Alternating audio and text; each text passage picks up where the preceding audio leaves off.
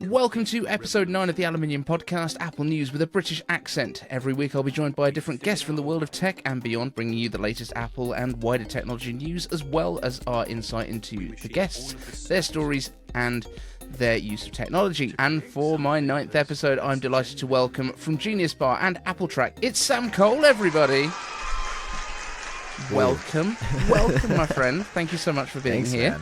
I feel cool. I feel like there should have been like an audience clapping, but instead it was just us being excited, which is. Oh no, better. I just put it in post. I don't have one of those buttons. Yeah. But there's confetti that goes off and everything. Okay, it's going to wow. look amazing. Okay. But welcome. I don't think there's going to be that many people who don't know what you're up to, but we do have a tradition on the podcast because I'm bringing people in that are much smaller creators and bigger creators, so we've got some this or that questions, and some of these I'm actually interested in your response on as well. Okay. But the first one is always Xbox or PlayStation, and feel free to go in a third direction if that's better for you. Oh, these are fun. I feel like I'm on a real game show or something now. No, my heart's always going to be with PlayStation. I started with PlayStation when I was a kid. PlayStation 2, played it so much. And I've had Xbox over the years because like all my friends in high school had it, so I had to switch over. But no, my heart's always going to be with Sony. No, that makes sense. That's cool. The next one is, and I think this might be fairly simple for you, Windows or Mac?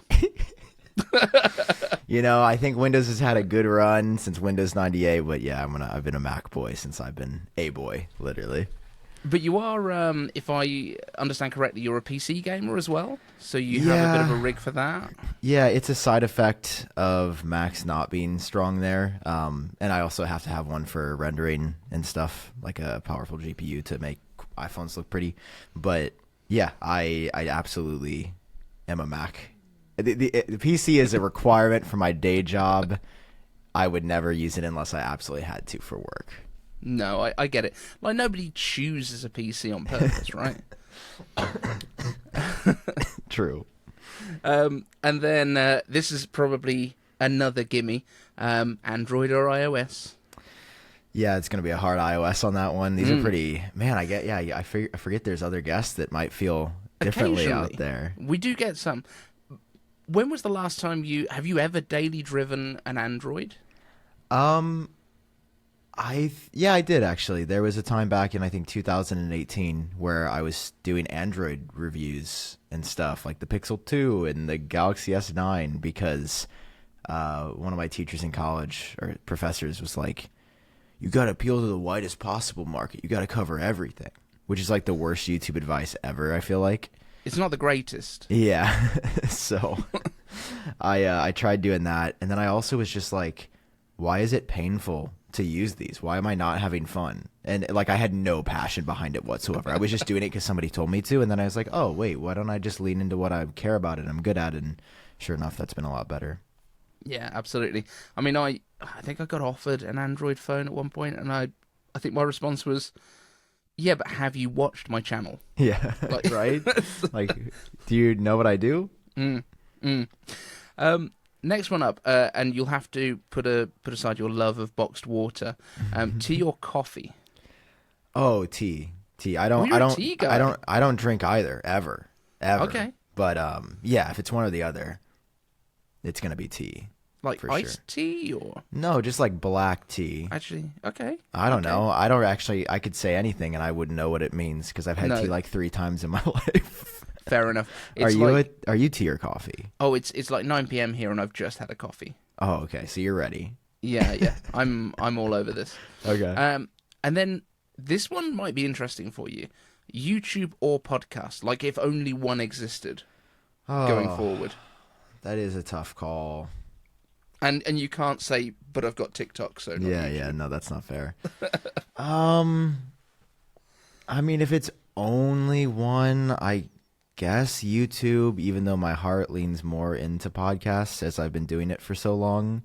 Yeah, I mean, if I have to pick one, it'd be YouTube just because that's like where most of my audience is at, and that's definitely where I still spend probably the majority of my brain time thinking about. But podcasting is also just really fun. As I'm sure you know. Well, I'm definitely learning it. This is actually my second podcast. So my original one was about bartending because that's like my day job is in the drinks industry. Oh, okay. So I actually work for Jack Daniels full time. which is kind of fun. But yeah, I think my YouTube stuff is probably where I would stick for now. But I do love how much content I can get done in like an hour. Yeah. And a couple of hours then of editing for that. Yeah. So in terms of your current setup, what's your daily driver in terms of like your go-to computer, phone? I think we probably know it's probably a 15 Pro. Did you go for the Max this time, or did you stick with the Pro? No, just the regular Pro. The Max is still too big for me. Mm-hmm. I don't know how people use it, man. There's people that are way tinier than me that are like maximalists, and I'm like, dude, it's too big, man. My hand's only so large. I had the 12 Pro Max, but then for the 14, I went back to the regular Pro, and I think I'm happier with it. Yeah. So yeah, computer. Like, what are you filming on typically? Okay. Computer is right now. It's the M2 Ultra Max Studio, with my Pro Display XDR because I'm an insane person and I treated myself like 2 years ago to buying it, and I'm actually happy I did because I remember at the time it was like it's going to be updated in a year. This is probably a waste of money, and I'm so happy. It's an incredible piece of tech. It's way too expensive, but it was something that I got a little bit of a discount on. Micro Center had it for like $500 off, and I'm like, this is the best it's ever going to be. I mean, that's 10%, right? Yeah, exactly. That's I was pretty like, good.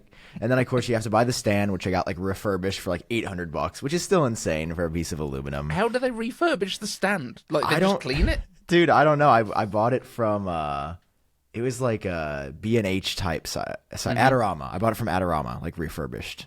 Okay, cool. I'll take that for like $850. Sure. So yeah, I really enjoy that. Phone 15 Pro. I'm on right now. I'm on a MacBook Pro, the Space Black. I think M3 Max, because that's what I've been using for mobile podcast setup. And then camera, we're on the A7S III from Sony. I am eagerly awaiting the A7S IV because I want to completely redo my setup with dual A7S IVs when they come out. Nice. So you're going to have like multi angles? Yes, that's the plan. And hopefully I would be able to have somebody on the second camera to like be more mobile and active. But there's also been rumors about this camera. Like, it's so funny because there's Apple rumors, which are like probably the biggest rumor industry in the world, if I'm being honest, just because Apple's so big. And then I like follow Sony rumors and all these other sites to see. And man, it's probably been like 2 years of people saying, oh, the A7S IV, it's coming soon. Next couple months. And then I just keep going back to, do I buy a second A7S III now? But this camera also came out in 2020. It's 4 years old. You know the vibes there, trying to decide new tech or old tech. But it is a great camera. I'm one of the few weird guys that went from having a dedicated camera to using iPhone for everything. Nice. So like, it looks pretty good. This is iPhone 14 Pro right now. Nice. On continuity camera. Okay. I'm impressed. It's pretty good. So, I mean, and I film everything on this. I went from having a Lumix, but, you know, it was fine for what I needed. But yeah, it was the autofocus, and I think I've had this conversation in almost every podcast now, but the fact that it used to, like, hunt all the time. Yeah. Whereas as soon as they put a LiDAR in the iPhones, it's like, solid. Yeah. It's true. It's right there. No, the Lumixes have had a historical war with autofocus, to say the least. I have a GH5 that I'm actually getting ready to sell because that was my podcast camera. And I was like, people deserve better than this. Like, there's so many times on the podcast where I would just like hold my hand up and it would refuse. Like, no matter what I did, wouldn't focus. The amount of videos, because the GH5 was my main camera for years back in the day, that I would shoot and I was blurred the entire video. And then you're angry. You're angry and you're like, why did I buy this camera? Yeah, you finish filming something and you're like, I can't use anything here. Yeah. No, it's pretty awful. And while we're on the topic of YouTube, because I don't want to talk purely about tech, but also a little bit about kind of the YouTube kind of craft and things like that. What's the right balance of making thumbnails that are intriguing versus outright misleading on a scale of like CNN to Apple Circle? Apple Circle is unethical in my category because it's just lying, like provably lying, and it doesn't tie into the content in any way. Yeah. People have given me feedback before that my thumbnails and titles are too clickbaity and I use the word confirm too much. And I've heard that, but I think there is. I personally, maybe I'm biased, I feel like I found a pretty good balance. I think my friend John from Front Page Tech has found a pretty good balance. I've heard of him. Yeah, good guy. We're making people interested in the content without giving it all away, while also making it realistic. Like a personal rule I have of me for making thumbnails is it's got to be something somewhat related to what I talk about. Like, I don't know if you've ever seen those thumbnails of people putting a screen, like a little mini screen on the back of an iPhone next to the camera. Yeah, like an Apple Watch screen or something. Exactly. And I'm just like I've seen John do this, and I'm like, what are you doing, my guy? That's never been said. That's not even close. It's not even a concept. Like, you just like put that in there to get people to click. I don't think that's not my vibe personally, even though I know it would get people to click. So I might take the LiDAR sensor and put a rainbow in it if there's changes to the LiDAR happening. Just because it's like, I know that'll draw somebody's attention. Yeah. It's not actually going to be rainbow. However, it does tie into the content being like, there's a better LiDAR sensor coming this year, and here's what it's going to do.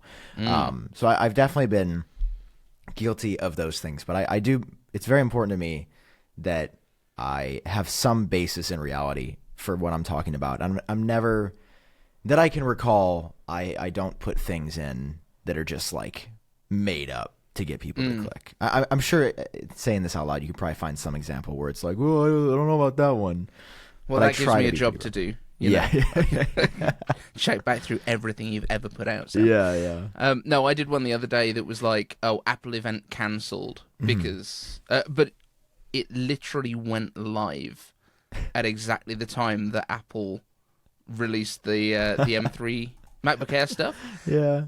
And luckily, in the video, I said, the one thing out of this list that I think they might put out as just a press release is the MacBook Airs. So I still think, and I don't know what your thoughts are on this, I still think there's a very good chance that we get an event for the iPad Pros. Okay. Especially because if it is redesigned, is there any chance on this earth that Apple puts it out as a press release?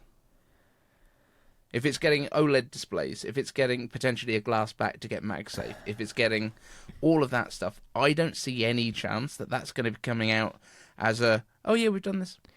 So I hear you, and 9 out of 10 times I would agree, but Mark Gurman has been like, yeah, they're just going to do like a bunch of videos instead of a keynote.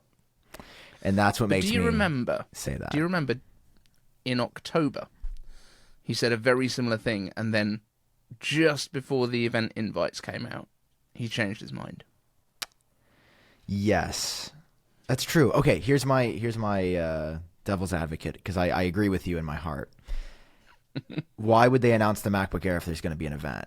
Like, because 2 iPads, I feel like they've never done an event that stripped back. Well, I take that back. The October 30th event, you're right. That was pretty stripped back. I'm with you as somebody who knows the company's history.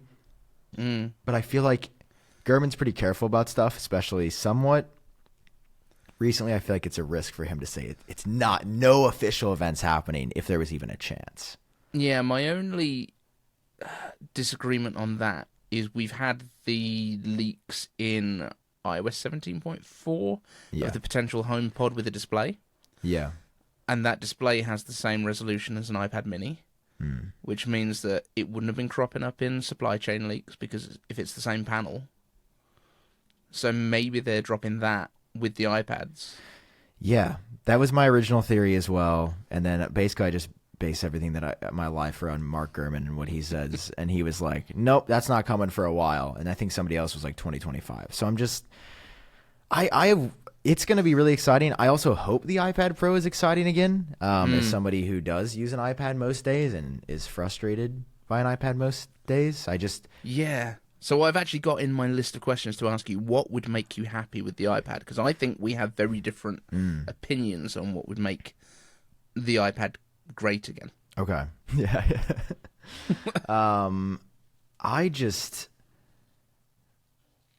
I feel, for me, the experience on a Mac is much more premium, feels much more refined than on an iPad, feels way tighter.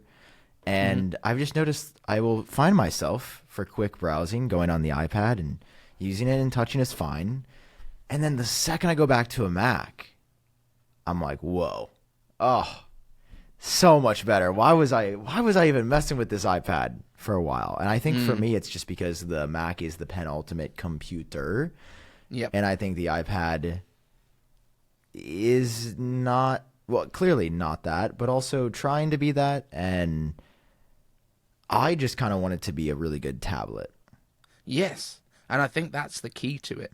Yeah. Right? I think that the problem that we've had all this time is that people have demanded that it replace their computer. And I know Apple kind of pushed it that way a little while ago with the What's a Computer campaign. Yeah. But, like, let it be a great tablet. Like, stop trying to give it a keyboard. Stop trying to give it a trackpad. Like, embrace the pencil. Make it an art device. Yeah. Like, my kids, who are, like, 7 and 9, they both have iPad 9s. And they love them to bits. Like, that's what they use. They're never going to want to use a laptop. My mum is in her 60s. I won't give away the... We're recording on Mother's Day in the UK. It's a different day over here. Okay. But she's in her 60s. She's had iPads for the last nearly a decade, because her first one was the 3rd gen. Okay. Which I've ruthlessly torn the display out of, and that's in my Macintosh over here. Nice. But she does not want a laptop. She doesn't want keyboard, mouse. She wants to be able to grab her emails, respond to texts, basically have a massive phone, look at pictures of the kids. Yeah. Do FaceTime with us. That's what she wants. That's what a huge amount of iPad users want. Is just something to casually use, because most of the stuff they can do on their phone. Yeah. And I think the fact that we've tried to push it down the line... My mum does not want to do Xcode very much. She's not a big coder. Yeah, not particularly. You know, and not everyone is. Like, the idea that we've been pushing for getting Final Cut and Logic, and they've arrived, and everyone's like, well, it's not quite as good, is it? Because I can't use all of my plugins. Yeah. I think we've pushed it to this, and I think Apple needs to reset and just say, no, it's a tablet.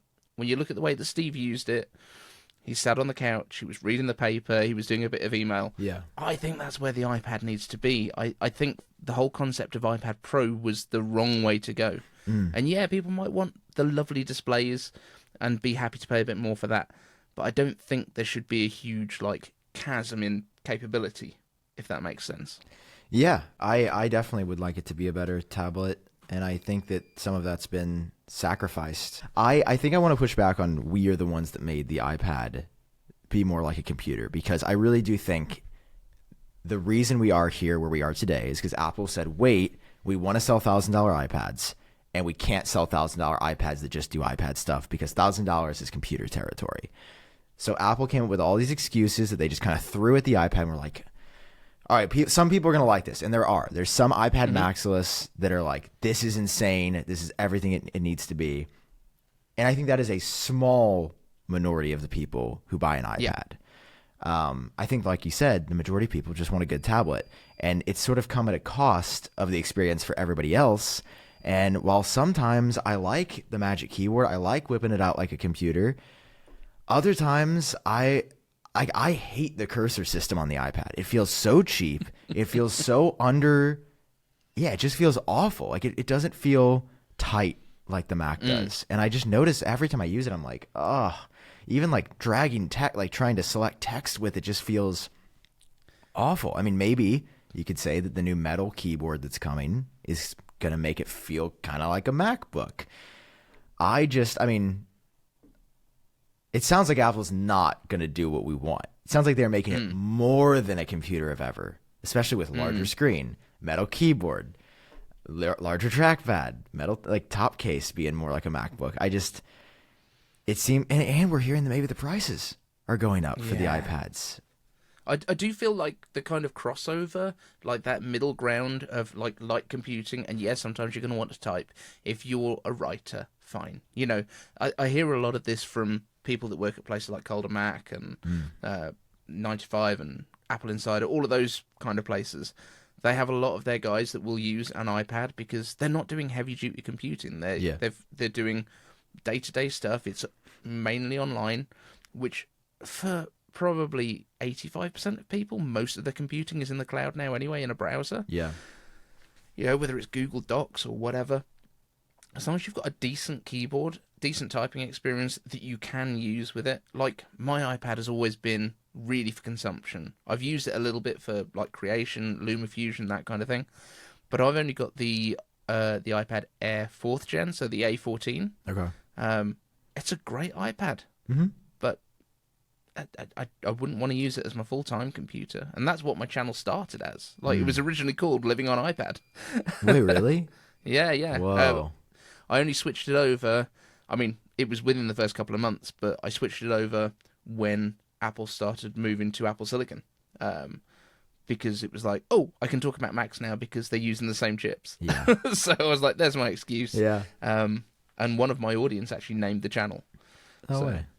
Yeah, we decided that my office was called the iCave. Nice. And I was like, iCave with David Eden Sang. Well, they were like, no, iCave Dave. And I was like, yeah, that's much better. Yeah, that flows really well. It's clearly better. So you were an iPad maximalist back in the day. Only briefly. Okay. Like, I've... so I started with Apple iPhone 4, which was just before I moved to Dubai. Did like a year out there. And then when I got back, I was like, okay, I understand that Apple is better now. And got a 2011 MacBook Air, 11-inch, the tiny little one. With the huge bezels. I think the bezels were slightly bigger than the screen. From then 2013 iMac, 27-inch. And then I've gone back in time and like collected vintage Macs as well. I'm a bit like Luke.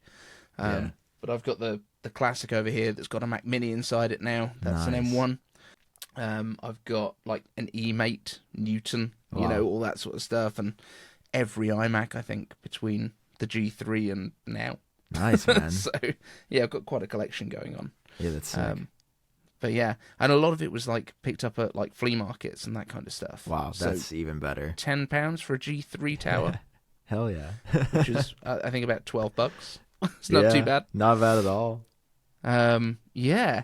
I know you guys, I say you guys, I know you rebranded from being iUpdate, not the first change from iUpdate OS and stuff, but going over to the AppleTrack branding, like, and it was such an institution where all of the rumor sites would be checking the AppleTrack ratings for like how accurate leakers were. Yeah. How do you kind of navigate doing that sort of rebrand? Was it a massive task for you? Was it something that you kind of just got on with and did? No, it was definitely scary. Because I feel like iUpdate OS to iUpdate, you're going to see that and be like, oh, he just took some letters off. You know, but there's still people that I'll meet out in public and they're like, iUpdate, what's up? And then I'm like, oh, I kind of miss that. It feels more personal. AppleTrack feels like this corporate oligopoly. But it also feels more like an authority on things, which is what I sort of want it to be.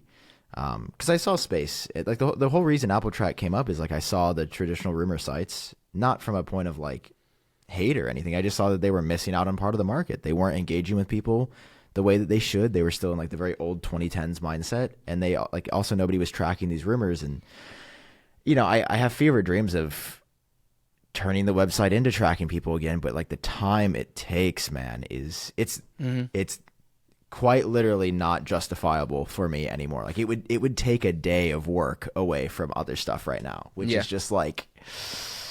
Is that not something you could get like a VA to do, or? Wait, what's a VA? Like a virtual assistant? Maybe. I'm sure there's a way. I think people have brought that up. I guess AI is getting good. Again, it's just like thinking about that is so... I think if AI was good enough to do it, everyone would have their own version. Sure. Like, in terms of like the big sites and stuff. Yeah. But I'm just thinking, like, now that you've gone over to the AppleTrack branding, the idea of every news site referencing your channel name every time they put out an article seems like a lot more use, because I know like you weren't making much money from the ads on the site itself, because the traffic was all coming from like 7 other websites. Yeah. But it just seems like now because you've got all of that branding in one place, it might make more sense. Yeah. No, I'm with you. Like, I would love to do that. It was very valuable. I just, there's so many other things I'm doing, Dave. Build out that team. Yeah. Build out that team, Sam. I'm trying, man. I'm trying to get the bands up for that. But yeah, it was a big undertaking. I mean, that was when I first started working with Shay over at Concept Central. Because we got connected through Ian's elbow, and you know, it's so funny. Like, Ian, I found when he was at like, I think 17 followers on Twitter or X, and then I was like, yo, what's up? You should work with this guy John. And then John started working with him, and then, you know, he sort of helped me when he was like, hey, there's this guy named Shay that I work with. It's really good. And I was like, oh, okay, cool. And like, I know Ian was busy, so yeah, Shay helped me with all of it. We worked together really well. We're actually working. My PC is currently rendering things as we speak. We're working on Apple Watch X. Oh, nice. They're hot. So does Shay make the models and then send them to you for the renders? Because you've got like the rig for getting that done. Or? So we have the same GPU, so like either of us could do it. But I think basically he will render and then animate everything, and then usually lately I've just been throwing it on my PC. We send the file, and then I publish it, send it back to him for color correction, and then we just like throw it in a drive. And later today, I actually have to edit my next video going live. The iPhone 16 like renders prototype video, which I'm excited for. I think it'll be fun. But yeah, I found him, and like we've worked together really well since that rebrand. Yeah. So while we're on the subject of iPhone 16, great segue. Thank you. No problem. What are you hoping to see on this? I mean, obviously, don't give away everything that's in your next video. Yeah. But like, obviously, go and check out Sam's video. When's it going live? Because it might be before this goes out. This isn't going out till Friday. Okay, it will be before then. So okay, hopefully, so go and check out Sam's video. Yeah, hopefully on Monday, but maybe Tuesday, Wednesday. I'm waiting on a sponsor to approve the ad inside of it. You know the vibes. But like, this video is interesting because it's not about the 16 Pro. It's just about the base 16. Ooh. And it's basically a story of like the 3 prototypes that we've seen, what's different about them, and then the ultimate model that Apple ends up picking. And there's kind of a plot twist at the end, which is fun. And that idea is from Shay, so shout out to him for helping me with that. But yeah, it's just about the base 16, and I genuinely think I am more excited for the base 16 this year than the Pros, just because the Pros are going to look real similar. Don't tell me this, Sam. It's my year for upgrading. I upgrade every 2 years. And this I don't year... blame you. I mean, it's going to be an S year. Like, it's going to be a strong S year for the Pros. I know. I mean, which means it's going to be refined. But yeah, I get it. They just did the redesign year last year where they redesigned the edges and USB-C. I mean, last year was a huge upgrade. But the 16 this year, I mean, I'm fascinated by the fact that Apple's not only adding the action button to the 16, but they're also going to be bringing the capture button, which is this new, I guess, tertiary button compared to the other two, or 5th technical button on the iPhone. Yeah. Where it's pretty fascinating, actually. So it's right when you rotate your phone, you can feel like where you're holding it. It's going to be right where you would take a shutter of like a traditional point and shoot. And it's going to be, I think, like haptic responsive, so you could like swipe left or right to zoom. You can like light press to focus, press all the way down, which is actually really smart. Capacitive button. I'm not sure that it'll be capacitive, but I think it will be able to respond to touch. That's what it sounds like. So I wonder if the Surface is going to be like, you know, the Touch ID buttons on the iPads? Yeah, that's what I was thinking about. Yeah. Dude, maybe we'll finally get Touch ID on the iPhone. That would be sick. I've wanted that forever. I think dual authentication would be sick. Like for an extra layer of security. Yeah. Not practical, but I think it'd be fun. I tell you, the only reason that I think they might go to having Touch ID as well, Vision Pro. Yeah. If you're wearing that, you can't can't see your face. Yeah, true. And one of the concepts that I was talking about, I can't remember who it was I spoke to, but the idea of when you pick up your phone, if you're wearing Vision Pro, it just puts that screen inside Vision Pro for you instead of you trying to look through the cameras. Yeah, that's gonna 100% be in like Vision OS. I mean, it has to be, right? Yeah. Do you have a Vision Pro? I don't, because I'm in the UK. Oh yeah, it's not officially out. But Sigmund does. I was gonna say I think he smuggled one from America. I mean, he was wearing it on the flight the whole way back. But yeah, as I say, we were chatting last week. He was already talking to me before he even went to the States. He was like, "Do you face scan? Do you face scan? Yeah. Let's see if we can get you the cushions and stuff." Like, Yeah. I couldn't justify spending $200 just to try it the one time. I don't mind being uncomfortable for like half an hour. Yeah. So have you tried one? No, not yet. Okay. Not yet. I'm excited for it. Yeah. I would love to circle back and hear your thoughts about it, as I'm sure you know I feel a certain way. Yeah, mixed feelings. Yeah. But yeah, I mean, aside from the capture button on the 16, it's got a new camera design for the base model. It's gonna look kind of like the iPhone 10 again. Yep. Which does look cool. It's gonna have the same rounded edges, same overall design, same 6.1, 6.7-inch screens on the base models, dynamic island. I mean, dude, I just filmed this video like 2 days ago, and I'm struggling to come up with anything else. You're struggling to be excited about it now. Let me find where my notes are. What else did they change? Oh, we've got bigger batteries.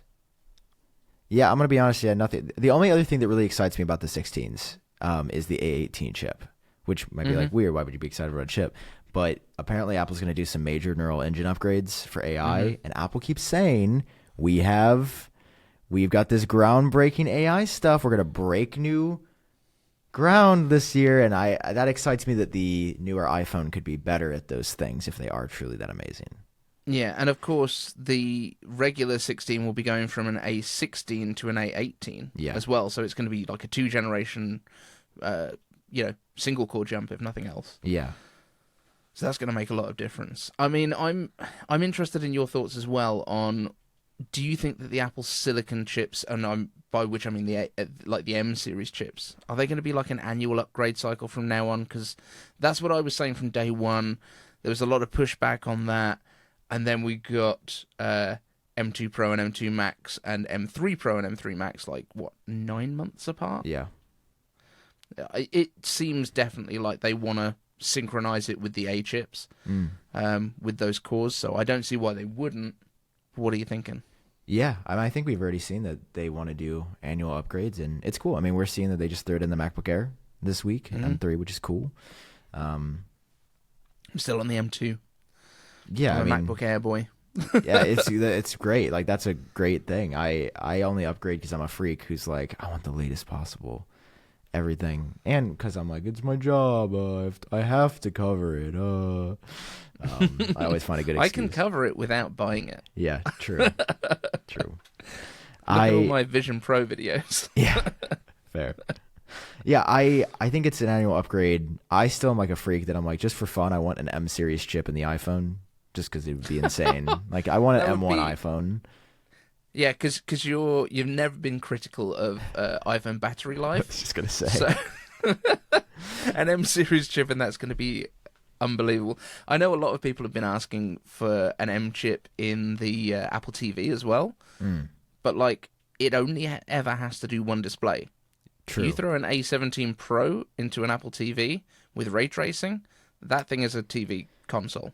Yeah, true.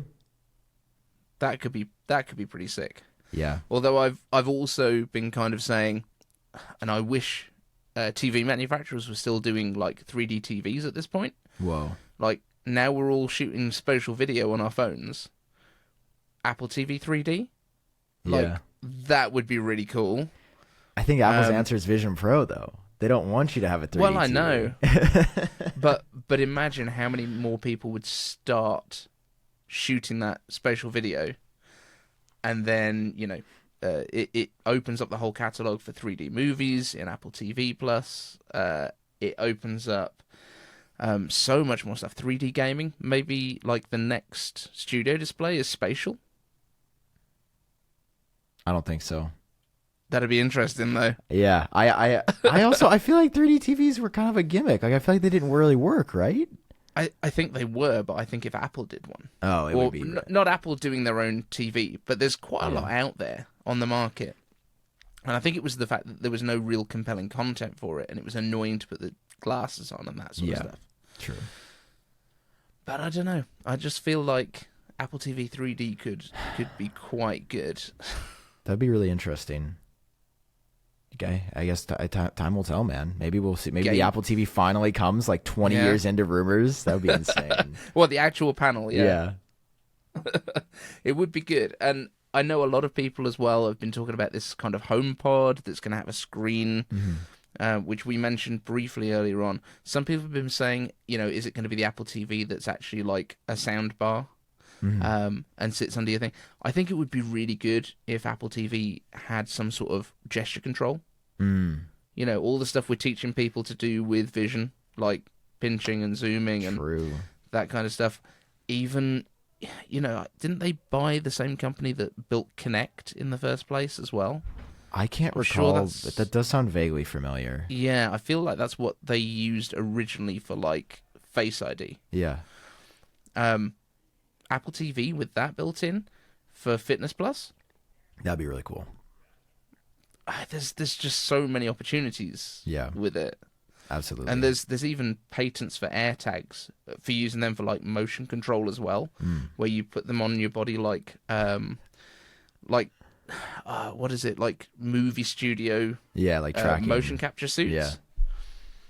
There's so much stuff that Apple has patented, and I know this is like ideas that they've had, but there's some really cool stuff that they could play with. Yeah.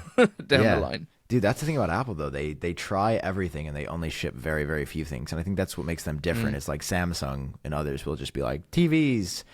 I mean, dude, I saw like... Wi-Fi fridge. Yeah, Samsung makes like this Samsung A04E or something phone. It's like the 9th most best-selling phone in the world. Right? And it's like $150 phone. And I'm just like, what is this? Like, I've never heard of this. It's none of Samsung's flagships. And that's where me as the toxic Apple user is always like, why is all of Apple's flagships in the top 10 best-selling phones and and then Samsung has their $100 budget phone? Like, there's probably a reason people when they have $1,000 are choosing Apple. Yeah. Why? That's the question. Well, ask all the Android fandroids on X. They love having a chat about that. Yeah. They're really excited to do it. Yeah. But in those terms as well, if there was one market that you think Apple should move into that they're not doing anything in at the moment. I mean, dude, I would have said the car. But yeah, I mean, RIP Project Titan. Yeah, I mean, I think an Apple car could have been really interesting. RIP. I really wanted to get hashtag Titanfall going. That would have been good. That would have been really good. Yeah, I mean, I would have said the car before last week. I guess the other obvious one would be camera. Like an actual Apple camera would be really interesting that maybe had interchangeable lenses just so you could get that greater depth of field, or maybe even using AI and machine learning to like generate the depth of field that you get in portrait mode now. I think that would be sick.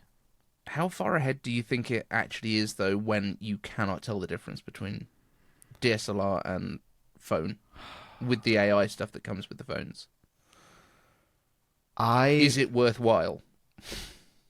I feel like I think it's worthwhile to invest in, but I think it's still a while away. Although I would have said that like AI and generative stuff is really far away, and it's kind of here already. Yeah. So I definitely did not have the greatest predictor. And I feel like even OpenAI, who's been leading the charge, was like, we didn't expect to get here this fast either.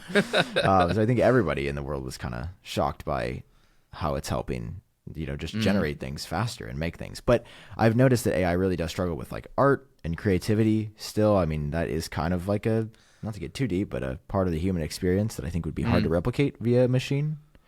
It's all derivative. Yeah. But then what isn't from humans as well? Like, this has always been my argument with it, is they're like, oh, but you've trained the AI on my pictures. It's like, yeah, but so have humans that have been influenced by your style. Yeah. It's a really difficult one, and I understand like the difficulties with it, but there's always going to be influence from different places. True. For me, I think in terms of like the product category that needs to be fixed, it's computer printers. Like, nobody makes a good one. There's There's True. nobody on earth that likes their printer. But at the same time, it's absolutely not a product category that anyone should go into at this point. Oh, Let's go paperless. But... I've got my actual answer. Bring back the airport Wi-Fi routers. Oh, yeah. So I keep going to jump in on my theories on stuff, but HomePods and Apple TVs should all be airport enabled, and it becomes a mesh network around your house. Yeah, that'd be really cool. I'd love for an Apple privacy-focused Wi-Fi router. That would be sick. That would be really good. But then I do think like the idea of them putting those other features into it. So you're putting them in a room because you want to have that device there. True. You know, whether it's in lamps or whether it's in, you know, all sorts of different HomeKit enabled stuff. But yeah, a mesh network. Airport's really good. That's a good shout. Yeah, I would love to see that. Yeah, we like that one. So this summer, obviously, July, we'll have WWDC coming up. We'll have all the usual software updates. So iOS, tvOS, iPadOS, which maybe changes, who knows. And visionOS is going to be the most exciting, right? So what are you hoping is going to arrive in visionOS 2? Well, I want to spin that on you. I actually think iOS 18 is going to be the most exciting because the redesign year, AI features, revamped Siri that may actually, for the first time in Siri history, understand you. But yeah, as far as iOS, it's in a good, stable spot right now. I'm just kind of bored with it. But yeah, visionOS, I think, is desperately in need of some love because visionOS 1.0 is pretty bare bones. I mean, I think a lot of the improvements for Vision Pro aren't actually needing to be in the software department. Like a lot of it's, and maybe it's fixable through software, but I find the eye tracking to be very on or off. Like some days it's spot on, the best experience I've ever had. And other days I will literally have to look a half inch above everything I want to tap because it is lost where my eyes want to be. And it's infuriating. Like it's more infuriating than trying to use the iPad as a real computer. Because you're just like, it's right there. I'm touching it. Just let me touch it. I paid $3,500 for this, and it's worse than an experience on a $400 iPhone. So I'm sure they can just change the algorithms over time or refine them based on different people's eyes. Yeah. The hand tracking's another one that I feel like is a hardware problem rather than a software problem. Because it just doesn't see your hands a lot of the time, and it gets confused easily if you're eating food and pinching and grabbing stuff. And yeah, like pulling Cheetos out of a bag or something. I think you guys said before. Yeah, when Andrew was on, and there's just stuff like that I do fear is a hardware issue, and it's certainly things that I've been thinking about as I sort of finalize my thoughts on the product. I would love to see, though, like better FaceTimes, maybe like more filled out 3D avatars that are not locked into a box that you could look over and they're just kind of sitting on your couch or floating in space around you. Kind of think if you ever watched Star Wars, like when the holographs are like in the circle. That sounds sick. Because I think it would actually feel real and make connection feel better. Like especially if we were just doing this and I could like, we were just sort of like face to face. I feel like it'd be much more intimate than just side by side on a screen. Yeah. So I really want to see that. Maybe even if they just blurred the edges of the boxes. Yeah, something like that. Yeah. Which I think could work. There's actually been some developer, like on Apple's developer page, they've sort of said that more immersive personas are coming. Okay. It's just not available in preview yet. So I'm sure, I know Apple's thinking about this. The rest of the software, I just want to see, things like deleting apps. Rearranging apps, which I think they've already started. I think visionOS 1.1 allows you to delete some system apps that you don't want. Nice. I think most of the fact that I even have to say this as a request that all the iPad apps that are Apple's should be visionOS native apps. I mean, that'd be great, wouldn't it? Yeah, I don't. The effort in. Yeah, that's weird. That's weird that you knew this product was coming out and you shipped it and we're like, nah, how is Calendar an iPad app? And you're like, this is a spatial computer. That's insane. But what do you envision is going to be that much different? Like, are you going to walk through your calendar? Are you it just needs to look all better. The numbers? Okay. It looks like an iPad experience on a visionOS experience. And I didn't pay for an iPad experience. I paid for a visionOS experience. That's fair. So come on, Apple. There's no excuses for that. You guys, you could have moved some people from the car team a little bit sooner to the vision team for the apps. I think the stuff for me that, like, obviously this is from afar, being able to, like, share, play, watch movies, sit in the same movie theater with a friend remotely. Yeah, that would be really cool. Sick. And being able to interact that way. When, I don't know if you saw the video with MKBHD and Cleo Abrams, where they were walking around the F1 car. So they had the augmented F1 car in the room with them, but they were both looking at a different F1 car because Vision doesn't interact with another Vision headset. So if they were looking at essentially the same locked-in model that they could then both interact with, I think that would be really cool. That would be so much use for industry, for people to be able to go in and kind of interact with models together. Agree. That's the kind of big stuff for me. Obviously, I haven't seen the kind of irritations that you get from things like eye tracking not being quite accurate. But that seems like something that they could even change in the algorithm so that if you are trying to pinch for something, you're looking below and trying to pinch it, it could adjust and say, oh, right, we're probably slightly off. I don't know if it's whether the headset's slightly misaligned on your face compared to when you did the calibration. But yeah, those kind of things will be annoying, but they should also be fairly simple to fix, you would think. But then there's nothing that's simple about Vision. True. Let's be honest.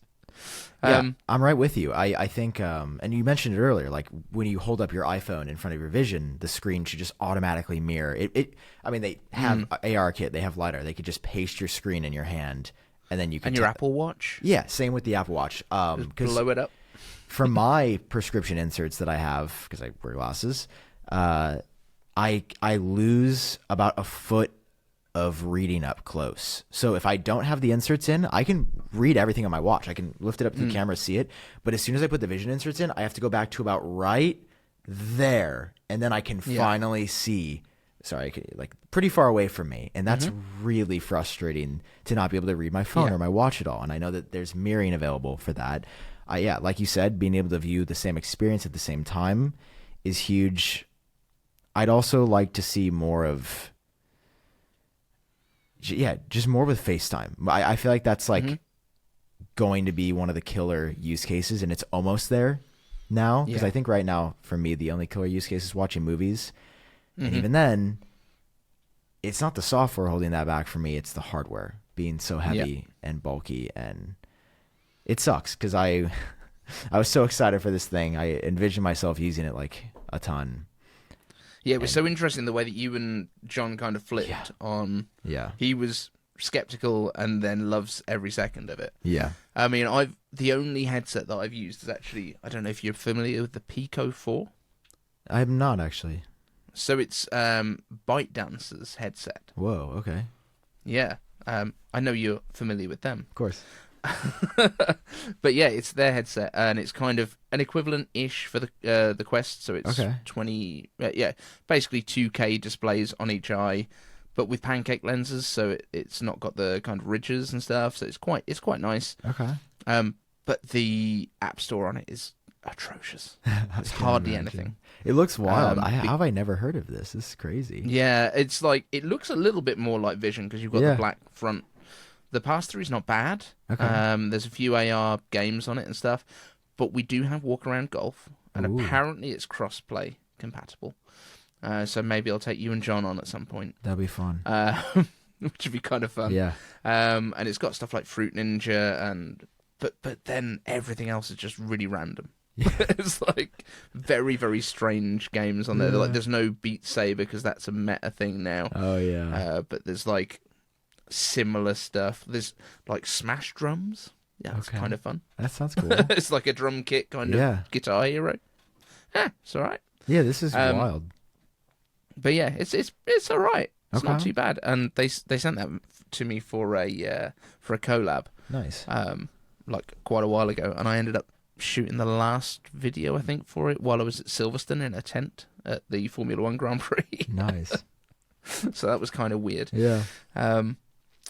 But yeah, I think there's a lot to come with vision, and I think we are just scratching the surface right now. Oh yeah. On what we're gonna be getting to. Yeah. There's been these weird rumors about like AirPods with cameras and stuff that we've just been hearing about, which just sounds odd, but it kind of makes sense if they're going to be using it for like AI vision and that kind of stuff. Yeah. Oh, why did you move to LA, by the way? Like, is it just because there's like so many more creators there? Is it like so you've got someone to operate that second camera? Yeah. There's so many reasons. I mean, yes, that reason and wanting to have more of a community for people to do what I do, but no, honestly, the main reason is I grew up in St. Louis, and it was a great place to grow up, and I definitely miss parts of it for sure. Is that Missouri? Yeah, middle of the United States. Sorry, I said St. Louis. Like, Just hey, I'm sorry, actually, just trying to... dude, I'm impressed that you knew that because I met somebody from LA when I was running the other night, and she was like, "Where are you from?" And I was like, "St. Louis," and she goes, "I don't even know where that is."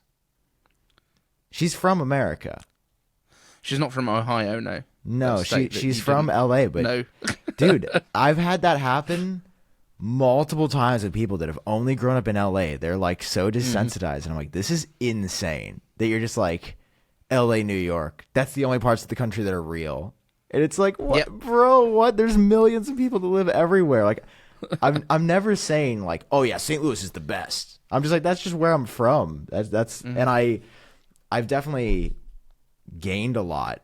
And I'm so every day I'm more thankful that I grew up where I grew up than the day before, just because I do feel like I have experiences and perspective that a lot of people that grew up super wealthy in LA just did not have. Like, they didn't see people struggle. They never even slightly struggled in their lives. They never volunteered places and like had, I don't know. I'm very grateful for the experiences that I had coming up, and I hope that they've shaped me into a somewhat decent person most of the time. But I was just like, I'm 25, about to be 26 in 11 days. Scary. It's stunning how young you are still. Dude, you see, you say that, and I'm like, I'm getting old out here, man. How old are you? Old. You can guess. 33? 42. What? Mm-hmm. Okay, well, I'd say you look young. I would have said max like 38. So you're definitely younger than you look, which is good. But it's weird getting old and like seeing. I don't know. I was just like looking in the mirror the other day, and I'm like, whoa, I'm looking a little scrappier out here. I don't know.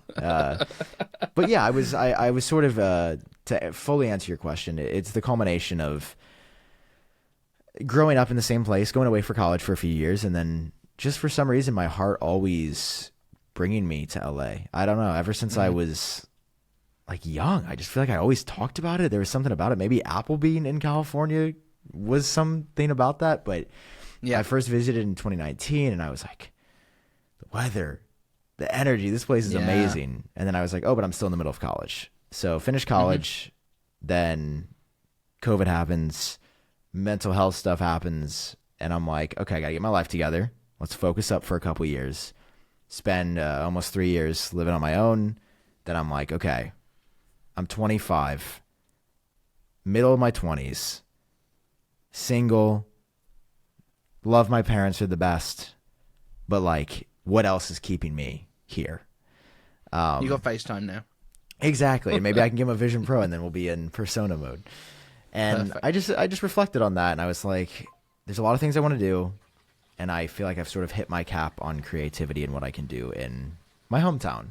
So let's go out to where a bunch of other people are trying to do crazy stuff and see what happens. And yeah, I mean, it's been super refreshing just being able to like meet new people. There's a lot of people that aren't from LA that you get to meet that are like also trying to make it and trying to do cool stuff. And it's very energizing for me to be around people that are hungrier versus, and I'm not saying either one is right or wrong, but there's a lot of people where I'm from that are like, hey, I want a family now, and I want to get married, and I want to settle down. And that's totally cool. That's just not what I'm looking for. And I definitely think I was just like struggling a bit with like, what? I don't want to do this. I don't feel like I felt like I didn't belong as much in my hometown because I was just on a different path than some other people. And I found more of my vibe out here. And who knows what will happen in a year. I've been here 3 months, but so far I have enjoyed it, and it definitely feels like the right call. Yeah, I feel like we've had a vaguely similar kind of path. Like, I grew up by the coast, so east coast of England, a small little town. Yeah, I mean, small for us, it's like 50,000 people. So Sure. we don't call cities stuff until you get a cathedral and stuff. Okay. But now I'm in like the second biggest city in the country. Bought my house, all that sort of stuff. Nice. Yeah, it's all settled. But yeah, I moved up here for university, which is what you guys call college, and did all that stuff and failed it because I was more interested in throwing bottles around behind a bar, which is good fun. Yeah. And then, yeah, I've traveled a bit, and I've ended up back here because it's where I kind of feel like I belong now. And yeah, it's you have to kind of just settle what feels right, you know, and do what feels good for you. So wait, you mentioned Dubai earlier. How did you end up in Dubai for a year? I did a bunch of bartending competitions. Whoa. Like, won stuff, yeah, top 5 nationally. Whoa. With TGI Fridays, for throwing bottles around and memorizing cocktails and stuff. Indeed. And then I was sent over there as a bar trainer and ended up managing a hotel out on the Palm. Not the hotel itself, but the bars, training the bartenders. And then I was out there for a year, basically. So yeah, really, really sexy hotel. We looked after a couple of like,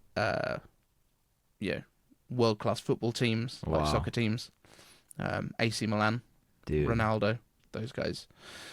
Yeah, but that's the kind of caliber of hotel it was. Wow. So yeah. Spent a year over there. That was when I just got my first iPhone. Took loads of pictures because even an iPhone 4 was pretty good back then. Yeah.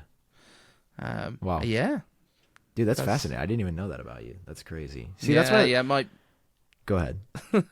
yeah, my background is all from the bar scene. So now working with the brand side of stuff, I get to go to Formula One Grand Prix and Nice, man. hobnob with people there and play around. It's good fun. Well, hey, if I'm ever in the UK, Sigmund's trying to get me to visit, and I'll have to 100%. I'll have to have you make me a drink at some point. 100%. We'll have some old fashioned. Yeah, no, that's so cool. That's what I was gonna say. That's what I love about the creator space is I feel like people have all these passions outside of just making videos and making content, and it's always fascinating to learn what makes people tick outside of what they do currently, and that's super cool, man. And one of the great things as well is when I'm doing my day job, I'm always grabbing content.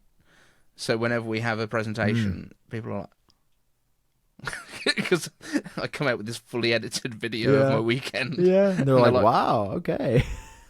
Yeah, so that's got me some work in the past. That's sick.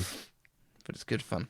Yeah, cool. So thank you so much for being here, Sam. Where can people find you on the internet, as if people don't know? Well, hey, you can find me on TikTok. I'm Sam Kohl there. That's my username. You can find me on Twitter at Sam Kohl, or X as we're calling it. You can find me on YouTube at AppleTrack. You can find me in podcast form at the Genius Bar Podcast with my best bud, JP, John Prosser of Front Page Tech fame.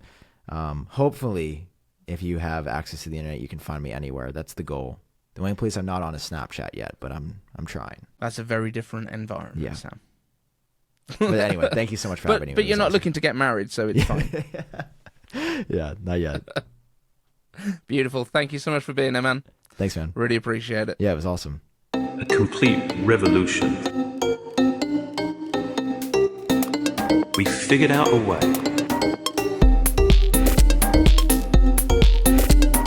We machine all of the surfaces to create something that's genuinely new. You have to start again.